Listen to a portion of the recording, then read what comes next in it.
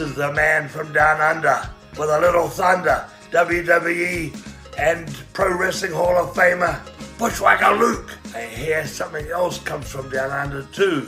The Wrestling with Figs podcast with my mates Chris and James. You gotta tune into this great podcast because Chris and James will give you all the inside info. Whoa! Yay!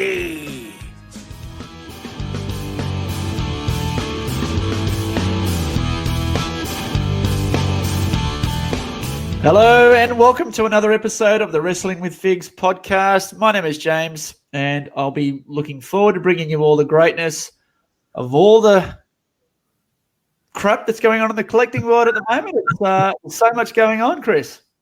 And my name's Chris. I am here to keep James in line. He's out of control. He's in lockdown. He is buying like crazy. He's spent so much money this week because he's got nothing else to do. I'm very concerned about the health situation over in New South Wales for James. You know, he's having beach walks. It's very strenuous. Hopefully you're safe over there, mates. But welcome. We've got a huge show. We've got a special guest. We've got all the usual segments. We've got some cool stuff to show you. And we, up until 5 minutes ago, we were still adding more content because that's what we try to do. That's what we do. We bring you nothing but the best in the collecting world down under. There is a lot to cover in community news, Chris. So let's have a quick catch up here and let's get straight into it, I reckon. Everything all good over there? Yeah, all good. Just thought I'd share with you. I know that you can't see anyone, but you spent time with your kids for Father's Day. So happy Father's Day to you, mates. Likewise. Tough day for you, I'm sure. But I thought I'd share a picture. There's me with my dad and my son. Oh, there you go. My dad getting close to turning 70 in October. Nice. So he's the first male member of our family to reach 70. So that's pretty amazing. Wow. What's your dad's name? It's Ken. Ken. So, Happy Father's Day, Ken. Yeah, he came down to watch my son play his last game of soccer for the season. Nice. Good to catch up. And hard days when you think about New South Wales and Victoria and, families that just can't be together. But that's just the way it is. So, yeah. It is, unfortunately. No, thank you, mate. Happy Father's Day to you too. Thank you. Did you get anything good? Yeah, I did, mate. I'll tell you one thing about me. I may buy a lot of collectibles, but there's one thing I hate doing, and I hate buying clothes with a passion. Yeah. Hate it. Don't mind buying shoes, actually, but clothes, can't stand it. So Father's Day, I've got a whole heap of new shorts, boardies, going out shorts. So really grateful for that. And just a day to kick back and let the missus run after the kids all day. Now, share a picture of your boys here, mate. You send me this one. Great photo of the two boys there. Yeah, little Madden and Chase, my two beautiful little boys. Madden, obviously the older one, he's 3.5, and Chase is 1.5. So, very, very happy little boys. Keep me on my toes, that's for sure. Now, just for my gifts, my wife actually nailed a great gift because I like He-Man, Masters of the Universe. Not into the figures as much. I would if they weren't so damn expensive. But she went to Peter Alexander. Yeah, Peter Alexander? Yeah, I do, mate. Yeah. And I have 2 pairs of pajama pants, both He-Man themed. That's awesome. Well done to my wife for knowing what I like. Awesome. They're not cheap there either. So no. Yes. You go. I feel like He-Man is look, maybe I'm naive in saying this, but I feel like it's making a comeback because of the new cartoon that's out. But it just seems, I know, but it just seems to be everywhere at the moment. You know what I mean? Like I know the diehards are gone.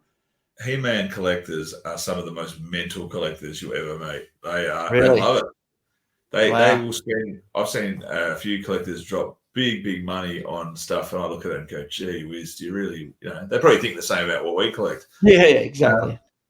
One thing though is the other thing my wife did for me, very nice of her, is she greenlit another purchase of mine.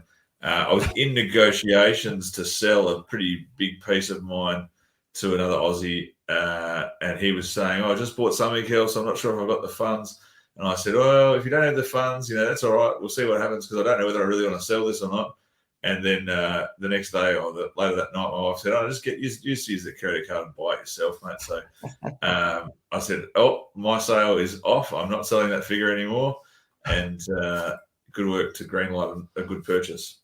I was actually going to tell you our good mate over at Hasbro Maniacs. Mm-hmm. That's his name. Danny Cage. Yeah. He reached out to me and said, what value would I put on his 85 graded Macho Man Series 1? Yeah. And I said, I know someone that wants that. Let me know. And I told him the price. Yeah. And never heard from him. But then I saw him the other day. What did he do? He mentioned something about it in his group or his Facebook group. So reach out to me, mate. He was trying to trade it. He wanted to trade his graded 85 for an ungraded mint card. Oh, mate, if you had your old one, you could have just cracked that open and swapped it for an 85. Yep. Just make an offer. Make an offer. Yeah. Nathan Taveri's got a 70 grade. There's your opportunity, Nathan. And just quickly, before we do, I want to acknowledge the Paralympians. The Aussie Paralympians are doing us very, very proud. Well, have done us very, very proud. They've just smashed it. Did you see that interview with the shot putter? I have not. Google it. If you haven't seen it, it's a brilliant interview. He didn't do too well, but his attitude to life and his passion for Australia was just, you couldn't help but love the big fella. So Google that. Do yourself a favour and watch that. Yeah, just on the Paralympics, Dylan Alcott, who obviously most people know in the media, very, very good tennis player, and a lot of people know him through, I think he's on Nova or something like that, or 92.9. Anyway, his attitude of saying that the Paralympics helped save his life. Yeah. Like you think about that perspective that we have, like that somebody who values that competition so highly, we probably miss that a fair bit, I reckon. Most people. Yeah. So. Absolutely, mate, and that's what it's all about. Hey, when you have hardship in your life, you kind of enjoy the. It makes you, perspective is the word you use. It makes you realise just how good you do have it. So perspective is a good thing. All right, let's get into it, mate. Loads to cover. Community news.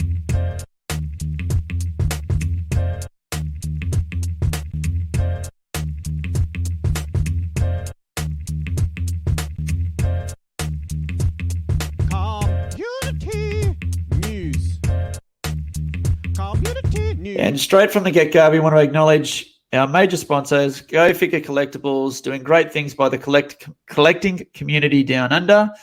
Got a bit of a blocked nose. I'm struggling to talk right now. Jeff and his team are always doing great things, have got some amazing product. Pre-order yourselves Elite Series 87, 88, and 89 from Go Figure, and I'm sure he will get Series 90 in due course. And remember, always use code FDU5 to receive your 5% discount store-wide. Check out his website. Amazing pieces. I did it this week, James. What'd you get? I ordered the Slaughter and the MVP. Nice. And I really wish I could get a Warlord as well, but unfortunately, collector's editions, it might be a bit harder to find. Yeah, actually, I think it was someone in our group shared that they were appearing in US stores. Looks awesome. Only seen one. Looks awesome. Yeah, it's going to be really hotly sought after, that figure. Well, let's hope Jeff can get them and support local guys. That's what we're all about. And Jeff, when you get them, let's make sure you message James and I first, mate. Yeah, please do. Wink, wink, nudge, nudge. Figs Down Under community. Join us over in the Facebook private group. A great group of collectors supporting one another, and that's what it's all about. And I guess this podcast was, born out of that community. And we want to spread our reach far and wide across this great nation and New Zealand and the rest of the world. So come and join us over in the Figs Down Under private Facebook community. Now, the next point I've got here, Chris, this is pretty big news. And I'm going to share in my merch perch something I've been able to secure. But this point that I'm going to discuss now is going to derail a lot of collectors' purchasing power overseas. So Have you heard that United States Postal Service are temporarily not shipping to Australia due to COVID? I don't believe it. You don't believe it? Well, here's a statement, right? I'll read out the statement. Bear with us. I've got it. I saved the statement that they've put out. So there we go. So I'll read it out very quickly. So as of Friday, September 3rd, 2021, United States Postal Service will temporarily suspend some international services to Australia. This suspension is due to COVID-19, transportation cancellations and restrictions. Impacted services include the following: first-class package international service, that's a bit of a worry, commercial e-packet, international priority airmail, and international surface airlift. It goes on, but that's, you don't think that's real? Look, I saw the same screenshot, and it was from eBay, so it wasn't from USPS directly. Are you looking at a different one? I'm looking at the same one that you were, but it's saying specifically United States Postal Service.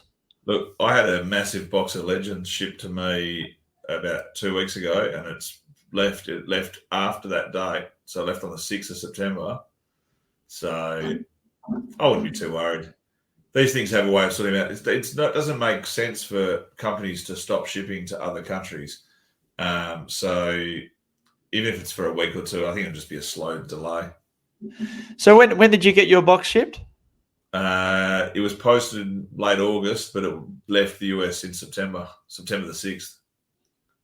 Which was yesterday? Yeah. From San Francisco.